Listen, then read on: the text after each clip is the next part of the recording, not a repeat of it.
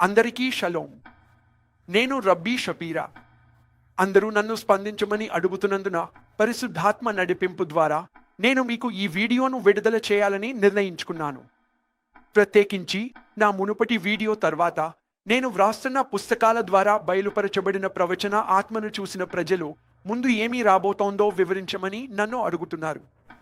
రాబోయే వాటన్నింటినీ నేను మీకు చెప్పగలిగితే బాగుండు అని కోరుకుంటున్నాను. కానీ ప్రస్తుతానికి దేనికోసం ఎదురు చూడాలో కనీసం దానిని నేను మీకు చెప్పగలను. ఈ వీడియో వేల సంఖ్యలో ప్రజలకు చేరుకుంటుందని నేను ఆశిస్తున్నాను.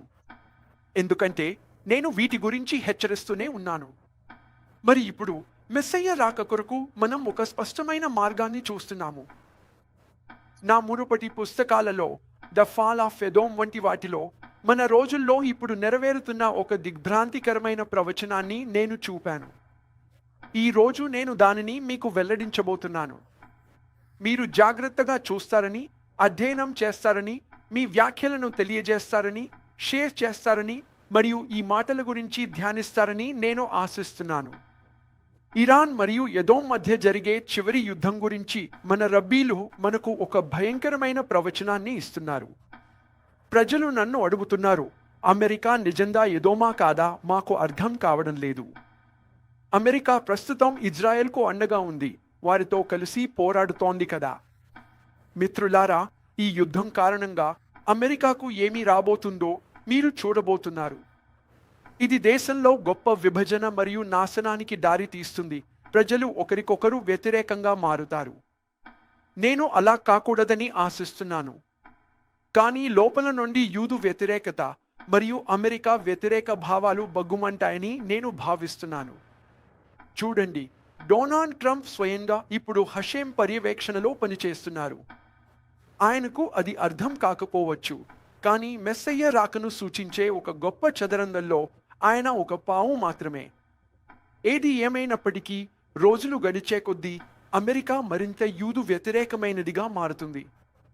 మీరు దానిని గమనించవచ్చు. 3 సంవత్సరాల క్రితం నేను మీతో మాట్లాడిన ఈ ప్రవచనాన్ని జాగ్రత్తగా వినండి. అది పూరీంకు ముందు షబ్బాత్ నాడు నెరవేరడం ద్వారా ధృవీకరించబడింది. మరి ఇది అంతం యొక్క ప్రారంభంతో ఎలా ముడిపడి ఉందో మీకు చూపిస్తాను. మనం ప్రస్తుతం ఎక్కడ ఉన్నాము? మనం ప్రస్తుతం అంతం యొక్క ప్రారంభాన్ని చూస్తున్నాము. గోగు మరియు మాగోగు యొక్క చివరి దశల్లో మనం ప్రవేశించామని మన కళ్ళ ముందే ధృవీకరించబడింది. పెసిక్తా రబాటి 36లో నుండి నేను పదే పదే మాట్లాడిన భాగం ప్రస్తుతం జరుగుతున్న సంఘటనల గురించి మాట్లాడుతుందని మనకు తెలుస్తోంది. జాగ్రత్తగా వినండి. రాజైన మెస్సయ్య బయలుపరచబడే సంవత్సరంలో ప్రపంచ దేశాల రాజులందరూ ఒకరినొకరు రెచ్చగొట్టుకుంటారు. పర్షియా అంటే ఇరాన్ రాజు అరబ్బు అంటే సౌదీ అరేబియా రాజును రెచ్చగొడతాడు. అరబ్బు రాజు సలహా తీసుకోవడానికి ఎదోము అంటే యుఎస్కి వెళ్తాడు. పర్షియా రాజు పూర్తి ప్రపంచాన్ని నాశనం చేస్తాడు. మిత్రులారా, ఈ ప్రవచనం ఇప్పుడే నెరవేరింది. నేను దానిని వివరిస్తున్నాను. యునైటెడ్ స్టేట్స్ ఎందుకు దాడిని ప్రేరేపించింది? డొనాల్డ్ ట్రంప్ ప్రస్తుతం ఇజ్రాయెల్ను నియంత్రిస్తున్నారు. ఇజ్రాయెల్ ఎదోమ్ కాడి కింద ఉంది మరియు ఆయన చెప్పినందున దాడి చేసింది. యునైటెడ్ స్టేట్స్ అంగీకారం లేకుండా ఈ దాడి ఎన్నటికీ జరిగి ఉండేది కాదు. మరియు అది ఎందుకు జరిగింది? ఎందుకంటే సౌదీల వల్ల అది జరిగింది. దిగ్భ్రాంతికరమైన నిజాన్ని నేను మీకు చెబుతాను. ఇరాన్పై దాడి చేయమని డొనాల్డ్ ట్రంప్కు సలహా ఇచ్చి ఒత్తిడి తెచ్చింది స్వయంగా బిన్ సల్మాన్. వాస్తవానికి అరబ్ రాజు ఎదోమ్కు సలహా ఇస్తారని పెసిక్కా రబాటి చెప్పినట్లే ఇజ్రాయెల్ను దాడి చేయమని చెప్పడానికి సౌదీ అరేబియా అమెరికాకు సలహా ఇచ్చింది. మిత్రులారా, ప్రవచనం మన కళ్ళ ముందే ఇంత ఖచ్చితంగా నెరవేరడం చూడటం నాకు గగుర్పాటు కలిగిస్తుంది. ఇరాన్ రాజు ప్రపంచమంతటిని నాశనం చేయడానికి, దానిని 3వ ప్రపంచ యుద్ధంలోకి పురికొల్పడానికి ప్రయత్నిస్తున్నాడు. ఈరోజే వారు ఇతర అరబ్ దేశాలపై దాడులు జరిపారు. వారు సైప్రస్ మరియు ఇతర ముస్లింలపై ఎందుకు దాడులు జరుపుతున్నారు? ఎందుకంటే వారు గందరగోళాన్ని సృష్టిస్తున్నారు. ఇది ప్రపంచమంతటిని అల్లకల్లోలంలోకి నెట్టివేస్తుంది. ప్రవచనం ఇలా అంటోంది: మిగిలిన దేశాలన్నీ భయపడి దిగ్భ్రాంతి చెంది వారి ముఖారు మీద పడి వారు ప్రసవ వేదనలో ఉన్న ఒక స్త్రీలా బాధపడతారు. ఇశ్రాయేలు కూడా భయపడి వణుకుతూ గందరగోళంగా మనం ఇప్పుడు ఎక్కడికి వెళ్ళగలం అని అడుగుతుంది.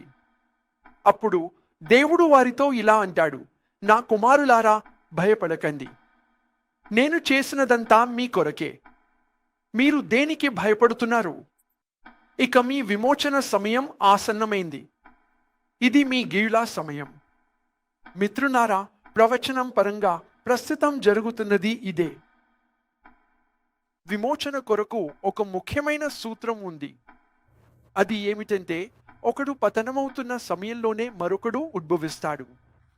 ఒకని ఉనికి అంటే వాని శరీరం క్షీణిస్తున్నప్పుడు అతని వెనుక ఉన్న ఆధ్యాత్మిక శక్తి పెరుగుతుందని రమాద్ లేఖనాల నుండి మనకు వివరించారు.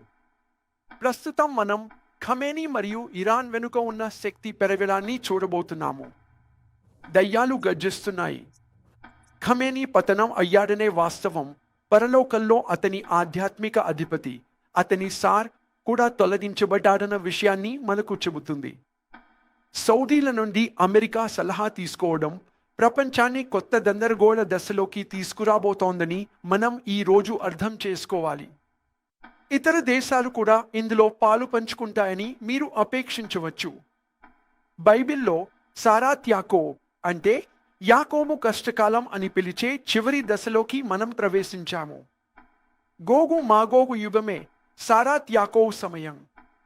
మనం ప్రస్తుతం అందులోనే ఉన్నాము.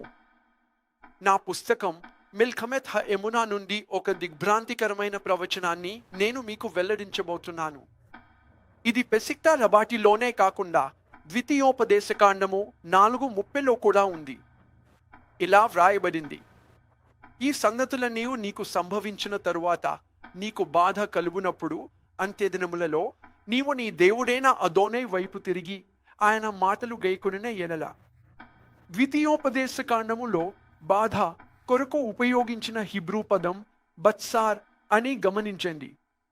ఈ పదజాలం ముఖ్యం, ఎందుకంటే మనం ఇప్పుడు సారాత్ యాకోబు యొక్క చివరి దశల్లో ఉన్నామని నేను మీకు నిరూపిస్తాను. సార్ అంటే కష్టం. ఇది సారా అనే పదం నుండి పుట్టింది. టార్గుమ్ ప్రకారం ఈ పదం యొక్క అంత్యదిన సూచనలలో ఒకటి ఇది.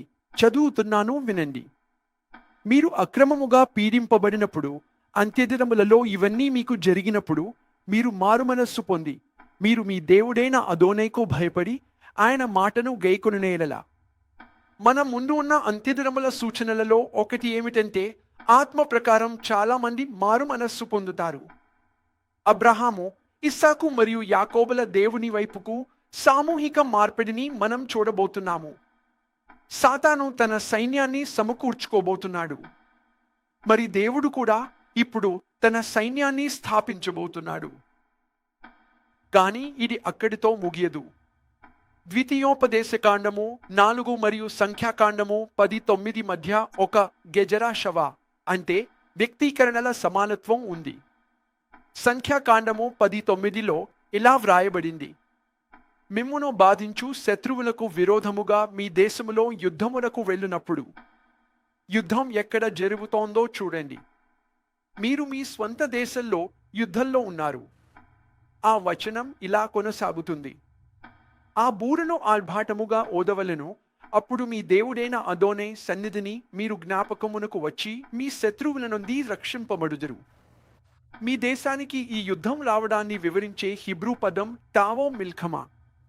టావో మిల్ఖమా యొక్క సంఖ్యా విలువ ఎంతో మీకు తెలుసా? అది 532. ఇది బె మిల్ఖమెత్ గోగు అంటే గోగు యుద్ధంలో అనే విలువకు సమానం. రబ్బీలు మనకు చెప్పేదానిని ఇది ధృవీకరిస్తుంది. సంఖ్యాకాండము 10:9లో మెస్సయ్య యొక్క దినముల గురించి మాట్లాడుతుంది. జాగ్రత్తగా వినండి. మనపై దాడి చేసే ఒక దురాక్రమణదారుడు ఉంటాడని లేఖనం చెబుతోంది. ఈ దురాక్రమణదారుడికి వాడబడిన హిబ్రూ పదం ఏమిటి? అది మళ్ళీ సార్ అనే పదం. ద్వితీయోపదేశకాండము మరియు సంఖ్యాకాండము రెండు ఒకే సంఘటనను, అంటే యాకోబు కష్టకాలం గురించి మాట్లాడుతున్నాయని చూపిస్తున్న గెజరా షవ ఇదే. ఏది ఏమైనప్పటికీ సంఖ్యాకాండము 19లో సార్ అనే పదం తర్వాత సోరేర్ అనే పదాన్ని మనం చూస్తాము. సోరేర్ ఎవరు? అతను మెస్సయ్య విరోధి ఆత్మ తప్ప మరెవరో కాదు. సోరేర్ ద్వారా సారా తేబడుతుంది. ఈ కష్టాన్ని కష్టాల ప్రభువు అంటే సాతాను స్వయంగా తీసుకువస్తాడు. అతను తనను తాను బహిరంగపరచుకోబోతున్నాడు. ఖమేనీ పడిపోయినందున అతని వెనుక ఉన్న చీకటి శక్తి పైకి లేవబోతోంది.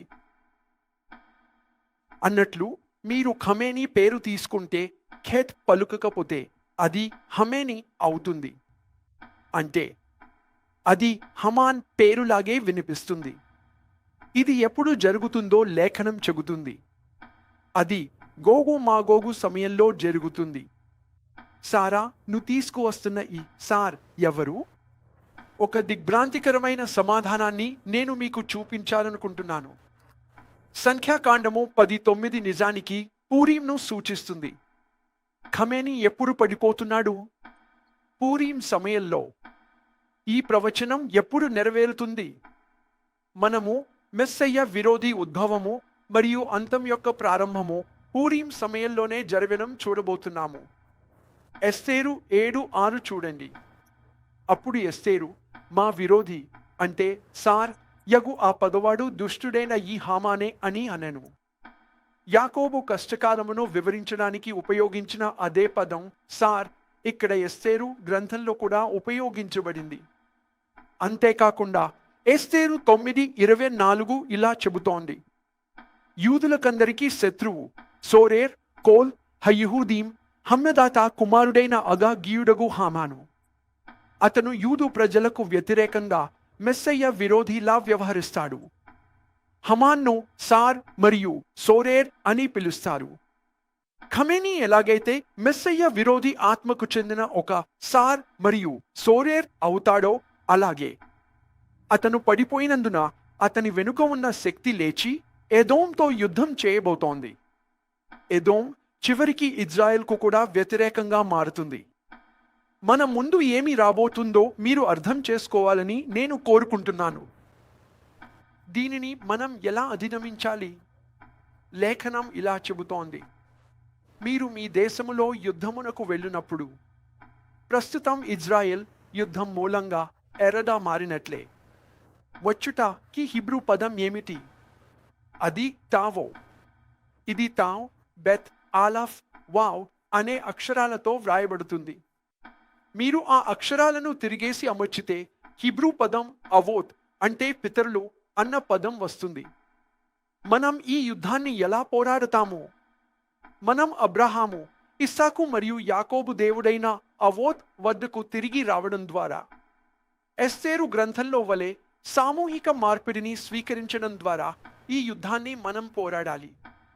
మెస్సయ్య విరోధి పుట్టుక పూరీం నుండి ప్రారంభమవుతుందని సంఖ్యాకాండము మరియు ద్వితీయోపదేశకాండము గ్రంథాలు మనల్ని హెచ్చరిస్తున్నాయి. నేను మీకు చెప్పడానికి ప్రయత్నిస్తున్నది ఇదే. ఇది హమాన్ మరియు ఖమేనీ పేర్లతో నేరుగా ముడిపడి ఉంది.